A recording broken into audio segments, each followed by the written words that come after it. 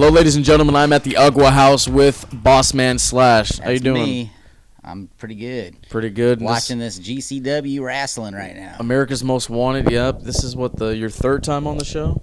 Is it my third time on the show? Yeah, we did one in 2020. We did one after one of the Level Up shows here. I feel like I'm like the Nick Fury of your show because sometimes I just sneak in on other interviews with other people. I recruit them to the Avengers. There you go. There you go. So speaking of Level Up, let's talk about it, man. That's where UGWA was running. Kind of when shows were allowed to come back, still during the pandemic. How do you feel about those? Those were fun shows, It was, making the most out of the weird situation we were in.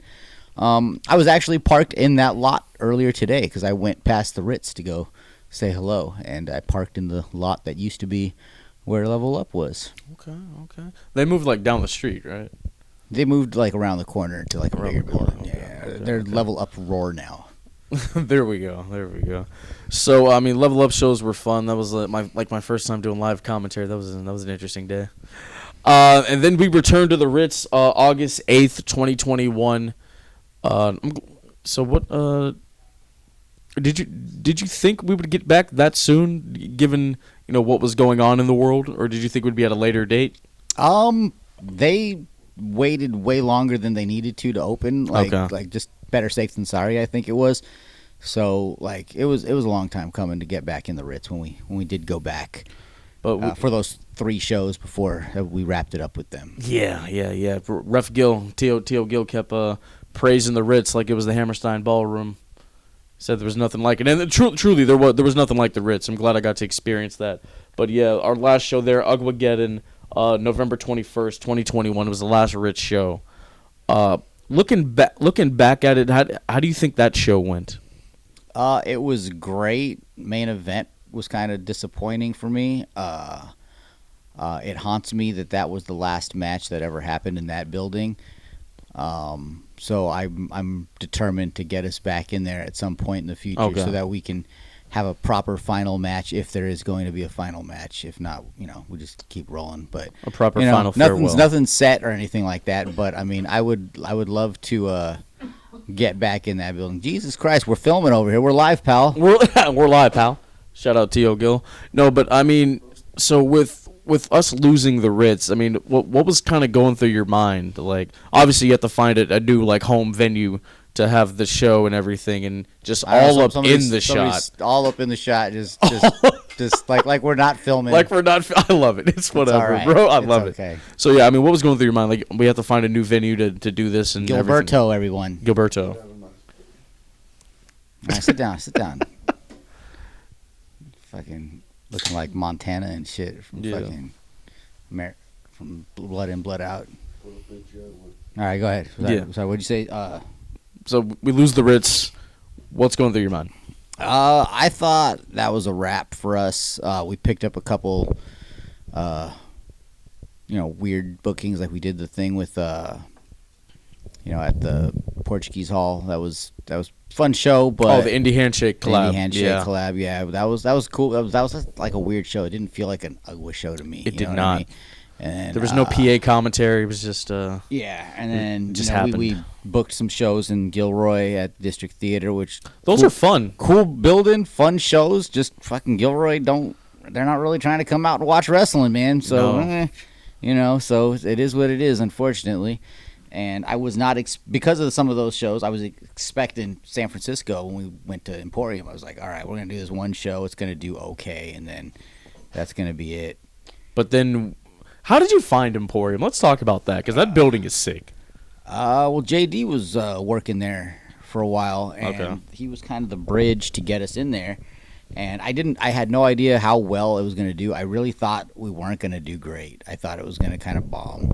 And then it did better than I ever could have imagined. And now it's our main home, and it's great. I love it. Everybody there is awesome. Absolutely. The Age of Aquarius, February 20th, 2022 of this year, first Emporium show. The number was it was over 400, right? It was like 450 people. Oh, I was going to say 420 for reasons, but yeah, no, that was fun. Was it the largest UGWA crowd ever? Yes, it was. Okay. And we've been chasing that number since. We've haven't drawn quite that much since then, but we're still doing 300 plus. So we didn't do that last time because the weather was a little screwy on us, and it's a December show. We but did what 250 a couple. We did 250. Yeah, that's not bad. We did 250 for December. While it's pouring ass rain out. I'm happy with it. Absolutely. So let's move on to another Emporium show. More gay shit. July 17th, 2022. It was announced in April because that's when GCW was here that they were going to run that same day, and they did. And we did all right. We did some good business. I was expecting to get massacred by the juggernaut that is GCW, but like a Rocky movie, we were able to hold our ground, and I think we did about the same as them. We did a little over 300 people that night. I'm not sure what their crowd was, but I heard it wasn't as big as it could have been, and it is what it is. I mean, I love GCW, great company. A lot of our folks wrestle there too. Absolutely. But San Francisco is UGWA territory. UGWA territory now, yeah. So I mean, let's talk about more gay shit. It was a great show. How did that all come together? Like, the idea for the name, and then just the card and itself and everything. Well, the name is just it's something that's been chanted at UGWA shows for years and years and years since the Yard days. They would just have the chant more gay shit, and it's just carried forever. And we decided, it's about time we have a show named after it. It's one of our main slogans. So we did that show, and it was a pretty big success. Like, it was fun. It kind of, that's the direction UGWA kind of went after that. That's going to be kind of what UGWA is more gay shit. That show right there. Right on. I dig it. How'd you come up with the card, man? How'd you get the ideas to do the things that happened? I mean, we got continuity from show to show. And so I try to make everything make sense and kind of connect to the previous show and connect to the show that's coming. So, I mean, after a while, it kind of just, if you just follow the natural progression of just how the story arcs kind of get carried by the actions of the wrestlers, it's just, you come to a natural conclusion for things. And that's kind of how I come up with storylines and things like that. And that's why all our shows are, like, massively overbooked. Right on. We did an outdoor show this year at that ale house in San Jose. Oh yeah, S27. That was a fun show. It was cool. We had some good matches there. That was like the go home Raw before the pay-per-view. That was like the build up for Devil's Night. It was To Live and Die in SJ, which was a great name. I'm a fan of that one. But Devil's Night, October 30th, 2022. A lot of things happened. Sandra Moon became the UGWA champion, defeating Dave Dutra. Devil's Night is usually our unofficial season finale. Okay. Most of the big storylines that we had going on for shit since those last few Ritz shows, a lot of those plot threads wrapped up at Devil's Night, and then we kind of started fresh with the next show. Break stuff. Yes. I want to talk about Dave Dutra's run, 560 days as the champion of the Underground, the Battle Kingdom. I mean, it was a really interesting story because, like, he beat Lisa Lace to win the title, and then she becomes the Battle Queen, and he had a match with Jordan Cruz, and Jordan Cruz joined. He's the gatekeeper, and he had his little feud with Noctis, and Noctis becomes the Blood Thief. It was that. I mean, it's great storytelling. How did you come up with that? Well, the original plan was like, he's going to beat Lisa Lace and then kind of corrupt her. There's a promo we filmed backstage that I don't think we ever released, but if we ever cut it all together, we'll put it in there. But we're just like laying the seeds to like corrupt her kind of. Then she took a bunch of shows off up until the return of the Ritz when we did Dutra. Like basically all those. After that, she took the rest of the Level Up shows off. Yeah. And then we come back to the Ritz. We do Dutra versus Super Beast. Yeah, the undisputed title. For the undisputed UGWA title. And we had Lisa Lace, we did the lights out, and then she reappeared in the middle of the match and then helped Dutra. And then we were off to the races with the Battle Kingdom after that. We needed Battle Knights, and I remember one of the people we originally planned to have kind of fell off a little bit, and we were like, okay, that's not going to work the way we wanted it to. So let's regroup. And around that time, I had just booked Cruz to wrestle Dutra, and that match was so good, and everybody was so impressed with him. We were like, he'd be perfect for it. So we had him join, and then we just kind of stuck to that pattern for the rest of the stable, and it kind of worked out. It was a cool little angle there for a year. It was, man. I dug it. I loved it. And Devil's Night was also KG's last show for now. But what's the underground gonna sound like without KG? It's not gonna sound as cool, that's for sure. Yeah. KG is a value to any production. He could do it by himself. He could do it with somebody inexperienced. He could do it with somebody terrible like me and make him sound okay. And he's really good at what he does, and he's sorely missed. But there's. We got you to jump in there. We got me. We got Jordan Castle. He's great. Coming. He's awesome. Love his energy. Yeah, and actually, we'll break it right here. No, I'm not going to break it here because it's not confirmed 100% yet. So scratch that. Okay. Never mind. TBD. Yep. TBD. Yep. I'm still waiting for confirmation on what I was about to say. So. Absolutely. No, but shout out to it's at like 98%. 98. That 2%. I don't want to fucking. You don't want to jinx it. I don't want to shoot something out of my ass and jinx it for Absolutely. Sure. No, but shout out to KG, man. I learned a lot from him for calling with him the few times that I did. So KG legitimized UGWA. He did pretty man. much. He did. Like I said on that last show with him, I was like, I said. He probably shouldn't have joined us when he did. We were very much still a backyard wrestling company just inside the Ritz. And he made us sound cooler than we deserved to be. 100%, man, 100%. Or 98%. I guess that'll be the theme of this. Let's talk about break stuff. It just happened December 10th, 2022. That was fun. We had Moon versus Kid Bandit. That match was great. Called an audible, and Bronson had to step into the main event to go up against Vargas. Redacted could not make it. Yeah, things happen. Especially this is problem with booking December shows is the weather might work against you, and it was working against us that night. That's for sure. So flights got delayed, unfortunately, and card gets changed over that. But we still managed to have a killer show. That entire show was really good, considering the weather sucked. Yeah, we had Too Fresh versus Culture Inc. versus Sky High. That match was awesome. NJ Holiday doing the dive from the second story. That was pretty cool. Yeah, that's like I said, Devil's Night's the season finale. Usually we start the season off the next year and just take December and November off. But this was kind of like it's like a epilogue. Yeah. Break stuff was like an epilogue. It's kind of giving you a hint of what you're going to see going into 2023. Absolutely.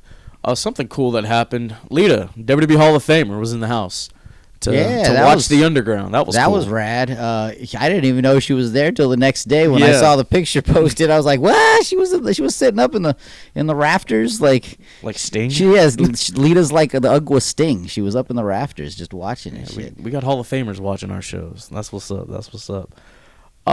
So yeah, man. I guess with all the things that we've talked about, and let's throw this out there. We got a joint show coming up with Pride Style, February 26, 2023. The Pride for the Underground. Pride of the Underground. Pride of the Underground. I'm sorry. That's gonna be exciting. That's gonna be fun. You're skipping one though. January 21st we got a show. Of course, January 21st. Yeah, January 21st. Side Hustle versus UGWA, it's right? It started off as a Side Hustle versus UGWA, but it's pretty much like a side hustle rumble, but we're Okay. gonna have all the UGWA champions on the show. Awesome. So we're actually gonna have all the UGWA champions in one match together. Oh. Well, the main 2 titles, not the Beast of the East, not the Gatekeeper. Okay. But the champion of Sharks, Dark Sheik, will be teaming with the UGWA champion, Sandra Moon. Okay. And those 2 ladies will be taking on the newly crowned UGWA tag champions, the Squad, for the tag championships. So we might have double champions that night. That's what's up. I dig it, man. I dig it. But yeah, so this UGWA versus Pride style show that's gonna be going on. What's how, without revealing too much, like how's this gonna go? Because like Sandra Moon, she's the champion of Pride style. She's the champion of UGWA. Well, I can give you a little bit of insight on how that's gonna work. She's going to be in a triple threat match. Okay. And there will be a number 1 contender from the UGWA side and a number 1 contender appointed from the Pride Style side. Got you. And she will wrestle both of them in a 2 falls matchup. First fall is going to be for the Pride Style Championship, and the second fall will be for the UGWA title. So kind of like the Euro Continental thing that happened back. Oh, got you. Hey, that's dope. I'm a fan of that. But I mean, so Slash, you went from the backyard here to, I think you guys said you did stuff at like church parking lots and lawns or something like that. That was before this yard. That was long. That was when we were little kids. Okay, we got you. Anywhere we could. And got you. So we just decided to kill the grass at a Mormon church around the corner, and they were cool with it. So we just stuck there for years and years and just beat the living piss out of each other on their grass. But officially, from the backyard to the Ritz to now Emporium and the other venues that we do run, kind of what's next for UGWA, man? Well, 2022 was probably our biggest year ever. You know, losing the Ritz forced us to kind of get creative and like expand a little bit, and the expansion's continuing into 2023. I'd like to get our footage out a little faster, you know, but I mean, it's not really slowing us down too much. You know, we got a stacked slate of shows coming up for 2023, starting in January in San Jose, and then we're back at Emporium in February 26th, and then I think April 23rd will be also another Emporium show. Okay. And we might squeeze something in March too. Okay, got you. Nothing yet though. Well, I'm excited for all this. And this last question: if you could run in any venue in the world, like money wasn't an option, like it's not a problem. Basically, what I'm saying, it's not a problem. What venue would it be and why? I'd probably want to run in like Dracula's castle or like the Vatican or something. Okay, I was expecting like Madison Square Garden or something, but all right. Now I want or some like crazy like temple out in like Tibet that's like on some island or something. Like where did they film Mortal Kombat? I want to fucking run a show there. Okay. Yeah. Okay. All right. Fuck Madison Square Garden. I don't give a shit about that. Give me the place they filmed Mortal Kombat at. That sounds like a fucking cool place to run a show. There we go. Slash, I want to thank you for doing this, man. This has been a pleasure as always. And thank you for taking a chance on some random jabron from Hayward to do some commentary. Yeah, no problem, man. We timed this perfect because I'm finishing this blunt up right now. I lit it right when we started. Yep. Mark out, take notes. I'm joking. Thank you, Bossman Slash. Let the people know where they can find you. Let them know where they can find the underground. You can find us on all your major social medias. We are official UGWA on Twitter, HailUGWA on Instagram. We got a TikTok. I think that's Hail_UGWA. There's an UGWA TikTok. Yeah, I don't know how to work it, so we don't really, you know, there's not a lot of shit on there. Gotcha. So yeah, just stick to the Instagram and the Twitter, and you should be all right. That's where you get all the good, juicy stuff. HailUGWA. HailUGWA.